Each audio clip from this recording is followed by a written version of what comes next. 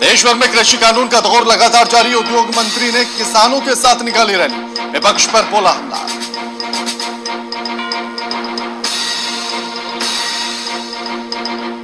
विधायक प्रशांत बैरवा को बनाया प्रदेश कांग्रेस कमेटी का महासचिव। कांग्रेस के कार्यकर्ताओं ने फूलमाला पहनाकर किया स्वागत। मौके पर कांग्रेस के कार्यकर्ता रहे मौन। जालौर जिले में बर्ड फ्लू ने दी दस्तक। मृतक कुआं देखे जाने पर ग्रामीणों में मचा हड़कंप। मौके पर पहुंची पशु चिकित्सकों की टीम। जालौर जिले में उपखंड मुख्यालय से पट्टा बुक हुई गायब। पूर्व सरपंच की शिकायत पर विकास अधिकारी ने की जांच। प्रशासन में मचा हड़कंप।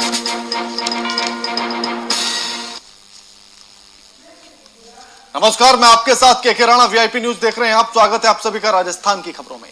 देश भर में कृषि कानून को लेकर धरना प्रदर्शन जारी है, लेकिन मुख्यमंत्री अशोक गहलोत के बयान के बाद सियासत और भी गर्म हो गई है। राजसमंद में निकाय चुनाव और विधानसभा उपचुनाव के नेतृत्व के चलते दोनों पार्टियों के बड़े नेताओं की नजर इसी जिले पर टिकी है। बीजेपी की ओर से प्रदेश उपाध्यक्ष और नगर परिषद चुनाव प्रभारी मदन दिलावर ने एक पत्रकार वार्ता का आयोजन किया। इस मौके पर आयोजित व्यापार मंडल और ओबीसी प्रकोष्ठ की बैठक के बाद मीडिया से बातचीत में दिलावर ने कहा है कि पार्टी की पूरी तैयारियां हैं। निश्चित रूप से चुनाव में बीजेपी अपना वोट लगाएगी और उपचुनाव में भी फिर से बीजेपी का विधायक जीतेगा। भारतीय जनता पार्टी की पूरी तैयारी है। प्रचंड बहुमत से यहाँ हम हमारा बोर्ड बनाएंगे और कांग्रेस ने जो वादे किए थे उस पर ये पूरी तरह से खरी नहीं उतर रही है। और ये लगातार किसानों का, हिंदुओं का, आम आदमी का अपमान कर, जितने बड़े अशोक जी गहलोत साहब हैं कि उन्होंने एक साथ लाखों किसानों की जेब 10-10 हजार रुपए की काट। इस खबर पर हमारे साथ हमारे संवाददाता हस्तिमल साहू फोन लाइन पर जुड़ गए हैं। हस्तिमल, देश भर में कृषि कानून को लेकर प्रदर्शन है ही, और साथ ही चुनाव को लेकर, निकाय चुनाव को लेकर, उपचुनाव को लेकर जिस तरह से नजरें टिकी हुई है राजनीतिक पार्टियों की, क्या कुछ स्थिति, क्या कुछ माहौल नजर आ रहा है? जी के मैं आपको बता दूं, किसान बिल के विरोध में जहां किसानों का आंदोलन जारी है और केंद्र सरकार की विपक्षी पार्टियां उसके विरोध में जुटी है, लेकिन कल मुख्यमंत्री गहलोत के बयान के बाद सियासत गर्मा गई है। राजसमंद में निकाय चुनाव और विधानसभा उपचुनाव के चलते दोनों पार्टियों के बड़े नेताओं की नजर इसी जिले पर टिकी है। भाजपा की ओर से प्रदेश उपाध्यक्ष, नगर परिषद चुनाव प्रभारी मदन लाल दिला और विधानसभा प्रभारी वीरेंद्र सिंह चौहान, नगर परिषद सह प्रभारी मनोहर चौधरी, जिला प्रभारी दामोदर अग्रवाल और भाजपा जिलाध्यक्ष वीरेंद्र पुरोहित ने एक पत्रकार वार्ता का आयोजन किया। इस मौके पर आयोजित व्यापार मंडल और ओबीसी प्रकोष्ठ की बैठक के बाद मीडिया से बातचीत में दिलावर ने कहा कि पार्टी की पूरी तैयारी है। निश्चित रूप से चुनाव में भाजपा अपना बोर्ड बनाएगी। आखिर जो पूरी स्थिति बनती हुई नजर आ रही है, क्या कुछ लगता है रुझान? हाँ, जैसे बता दें कि पिछले टाइम में जो किरण महेश्वरी जो एमएलए थी, अब लगातार प्रयास लगाए जा रहे कि उनकी बेटी को ही टिकट दिया जा रहा है। अब सामने कांग्रेस पार्टी की तरफ से अभी तक ऐसा कुछ नाम सामने नहीं आया है, लेकिन बीजेपी के जो वरिष्ठ जो नेता है वो भी यही सोच रहे हैं कि इस बार भी हमारा एमएलए बीजेपी का ही बैठेगा राजसमंद। शुक्रिया हस्तिमल आपका हमारे साथ ये तमाम बातचीत करने के लिए।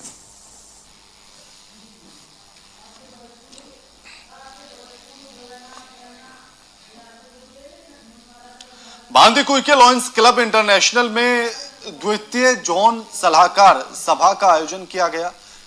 इस सभा का आयोजन होटल उदय रेजिडेंसी में किया गया। कार्यक्रम की अध्यक्षता zone chairperson lion doctor Sumesh Vijay ने की है। सभा में आए लोगों को क्लब के द्वारा आगामी सेवा गतिविधियों के बारे में बताया गया। Zone chairperson lion doctor Sumesh Vijay ने क्लब को अपनी भावी योजना से अवगत कराया। इस मौके पर कई गणमान्य लोग मौजूद रहे।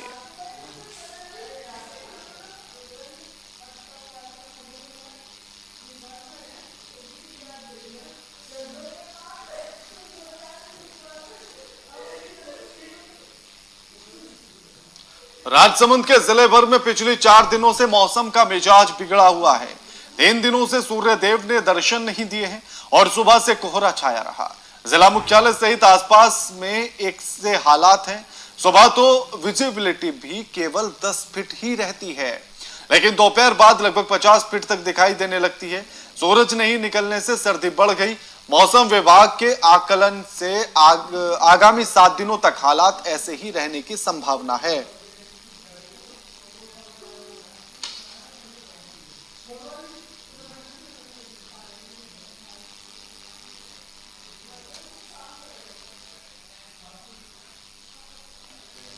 चाकसू के निवाई से विधायक प्रशांत बैरवा को प्रदेश कांग्रेस कमेटी में महासचिव बनाए जाने पर कार्यकर्ताओं में खुशी की लहर है।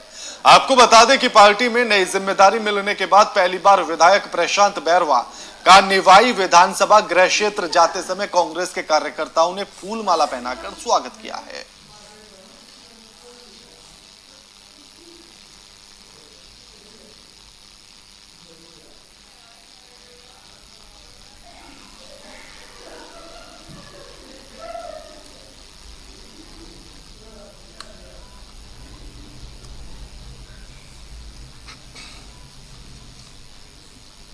बांदीकुई में खाद्य विभाग के द्वारा सरकारी कार्मिकों को और अपात्रों के द्वारा खाद्य सुरक्षा योजना का लाभ देने के लिए लोगों से अब वसूली प्रक्रिया जारी है।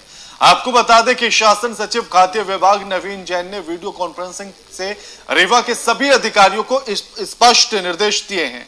साथ ही आपको बता दें कि 30 तारीख के सरकारी गेहूं लेने वाले सरकारी कर्मचारी और अपात्र लोगों से 15 जनवरी तक वसूली प्रक्रिया पूरी की जाए। वहीं उन्होंने कहा है कि 15 जनवरी तक वसूली राशि जमा नहीं की गई तो लोगों पर व्यापक स्तर पर कार्रवाई की जाएगी।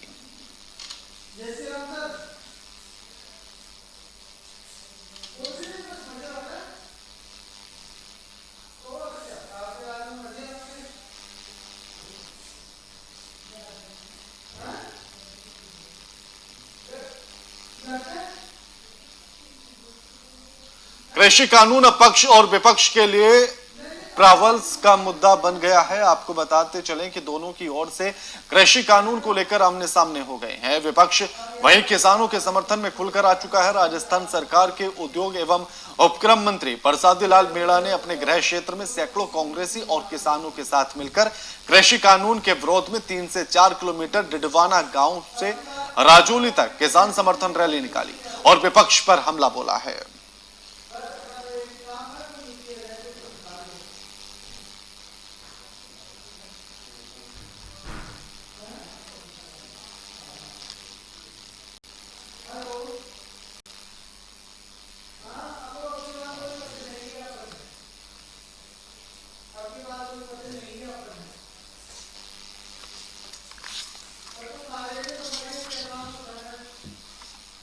उद्योग मंत्री ने किसानों के साथ रैली निकाली है। बांदीकुई में खाद्य विभाग के द्वारा सरकारी कार्मिकों और अपात्रों के द्वारा खाद्य सुरक्षा योजना का लाभ देने के साथ ही लोगों से अब वसूली प्रक्रिया जारी है। आपको बता दें कि शासन सचिव खाद्य विभाग नवीन जैन ने वीडियो कॉन्फ्रेंसिंग में रीवा के सभी अधिकारियों को स्पष्ट निर्देश दिए हैं। 30 तारीख के सरकारी गेहूं लेने वाले सरकारी कर्मचारी और अपात्र लोगों ने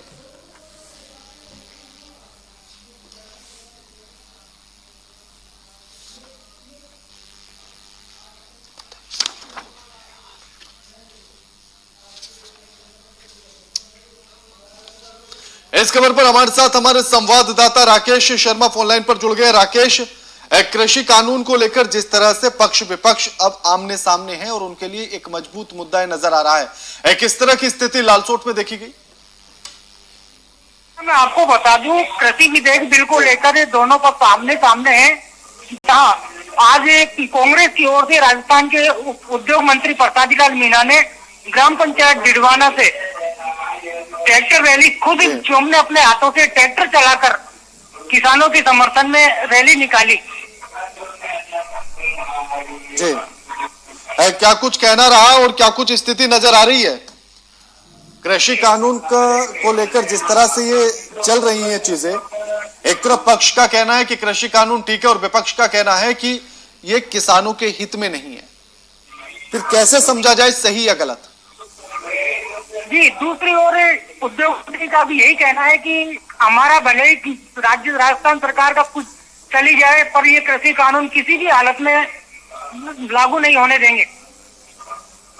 बिल्कुल शुक्रिया आपका राकेश, हमारे साथ ये तमाम बातचीत करने के लिए।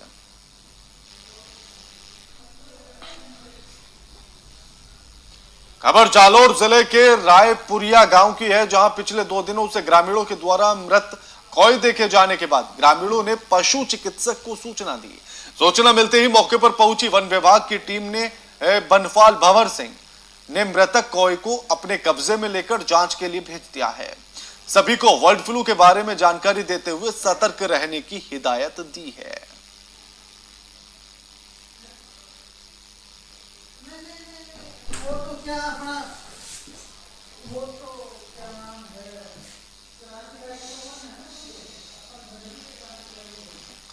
बर्ड फ्लू बड़ी तेजी के साथ फैल रहा है और एक के बाद एक जिस तरह से पक्षियों के शव मिल रहे हैं, ऐसे में चिंता बढ़नी भी लाजमी हो जाती है। और इसी के चलते जब एक के बाद एक मृत कौए को देखा गया तो ग्रामीणों में दहशत का माहौल हो गया, जिसके चलते उन्होंने वन विभाग की टीम को इसकी सूचना दी।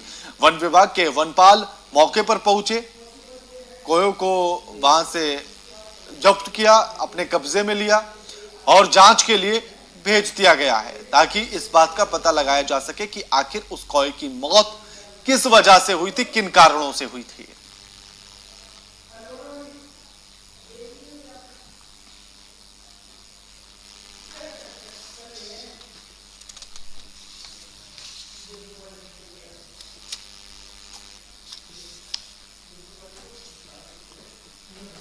साथ ही गांव वालों को भी बताया गया।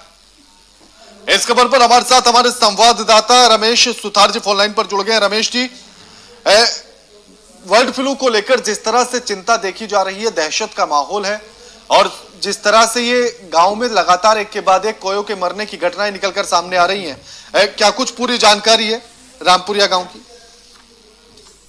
मैं आपको बता दूं कि जालोर जिले के रायपुरिया गांव में पिछले 2 दिन से ग्रामीण गांव मृत कोई देखे जाने के बाद शनिवार सुबह मृत को देखते ही जागरूक इंसान ईश्वर सिंह डेरा ने वन विभाग व पशु चिकित्सक को तत्परता से फोन कर मौके पर बुलाया। पशु चिकित्सक व गहलोत ने कौए को अपने कब्जे में लेकर नियमानुसार अंतिम संस्कार भी किया। सभी को बर्ड फ्लू के बारे में जानकारी दी गई। आपको बता दें कि सप्ताह भर पहले भी जालोर जिले के ही आड़वाड़ा गांव में 29 कौए की मृत पाई गई थी, जिसको लेकर भी विभाग ने एक जालोर में अलर्ट जारी किया था और लोगों को जानकारी दी थी कि भी मृत कौए की रिपोर्ट कब तक आ जाएगी, ताकि इस बात की पुष्टि हो सके कि उसकी मौत किस वजह से हुई है? सर अभी तक तो अभी सैंपल लेकर जांच के लिए आगे भेजे हैं। शुक्रिया आपका हमारे साथ ये तमाम बातचीत करने के लिए रमेश।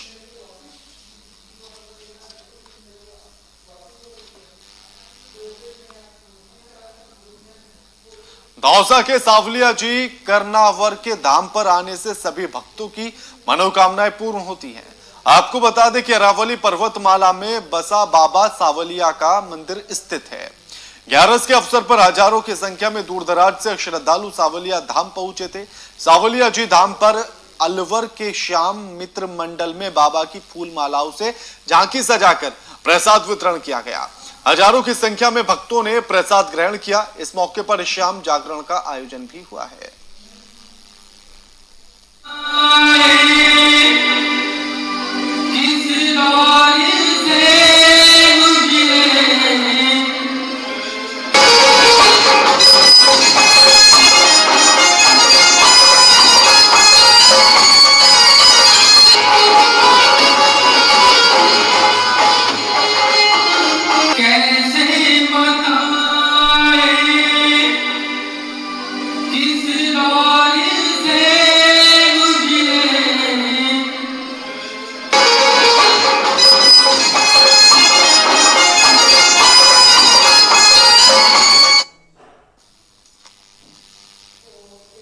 बांदीकुई के आगरा फाटक पर व्यापारियों के द्वारा पौष बड़ा वितरण का आयोजन किया गया है।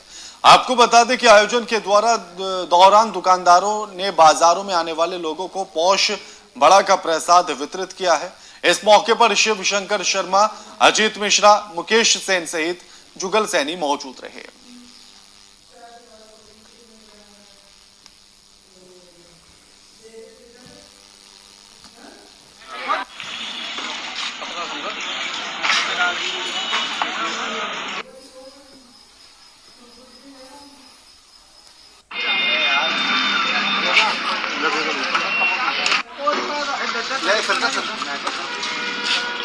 लगाया जा धुआं।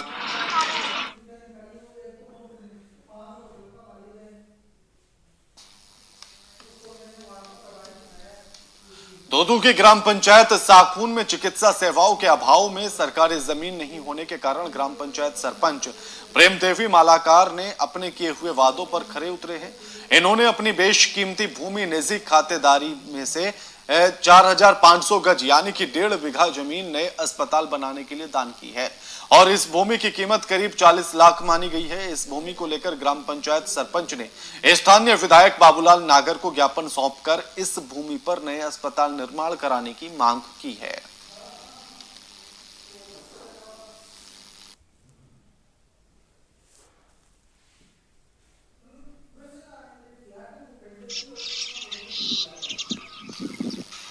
सरपंच मेरी माता श्री प्रेम देवी मालाकार, उनका पुत्र।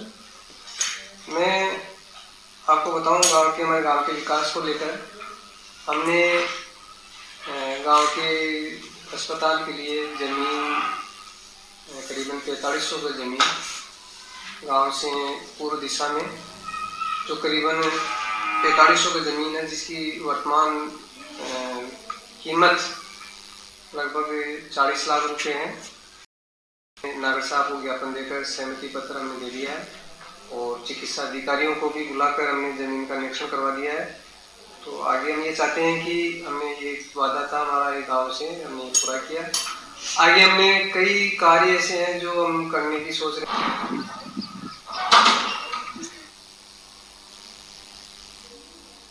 दोदू के NH 8 पर तेज रफ्तार आ रही कार ने एक बाइक सवार को टक्कर मार दी है, जिससे बाइक सवार घायल हो गया।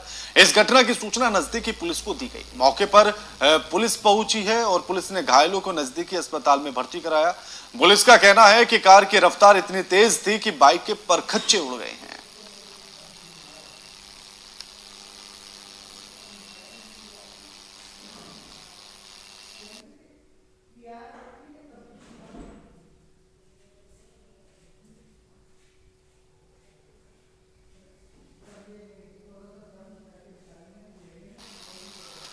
सरदार शहर की भालेरी थाना पुलिस को एक मुखबिर से सूचना मिली थी कि रणवा पेट्रोल पंप पर एक अवैध डीजल से भरा हुआ टैंकर खड़ा हुआ मिला। इस पर भालेरी पुलिस ने मौके पर पहुंचकर टैंकर को अपने कब्जे में ले लिया और पुलिस को देखकर टैंकर चालक मौके से फरार हो गया। भालेरी थाना अधिकारी केदार मल ने बताया है कि टैंकर को पुलिस थाने ले आई है और आगे की कार्रवाई में जुट गई है।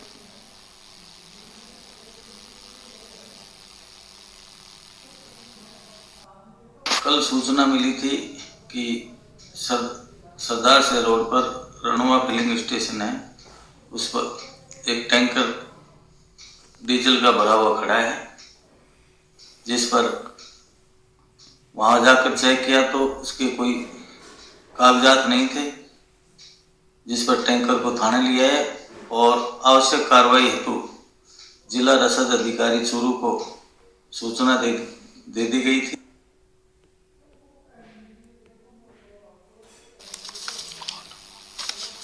इस खबर पर हमारे साथ हमारे संवाददाता मुन्नालाल राव फोन लाइन पर जुड़ गए हैं। मुन्नालाल, सफलता मिली है मुखबिर के हवाले से और जिस तरह से चालक टैंकर को छोड़कर भागा है, पूरी जानकारी क्या कुछ है?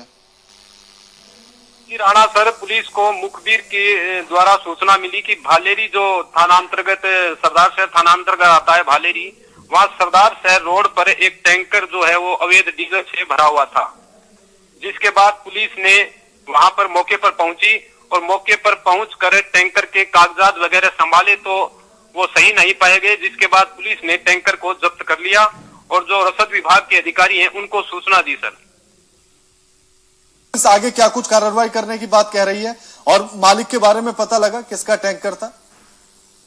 सर, मालिक के बारे में कागजात के आधार पर पुलिस अभी है।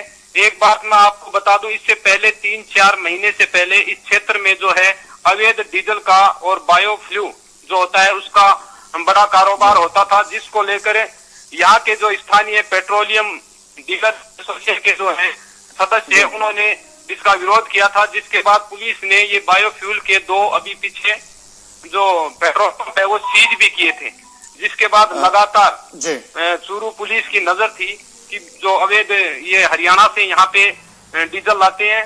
मैं आपको इसकी वजह भी बता दूं कि 10-12 रुपए का फर्क है राजस्थान में और हरियाणा में डीजल का। इसको लेकर ये जो डीजल शुक्रिया आपका हमारे साथ मुन्ना लाल ये तमाम बातचीत करने के लिए।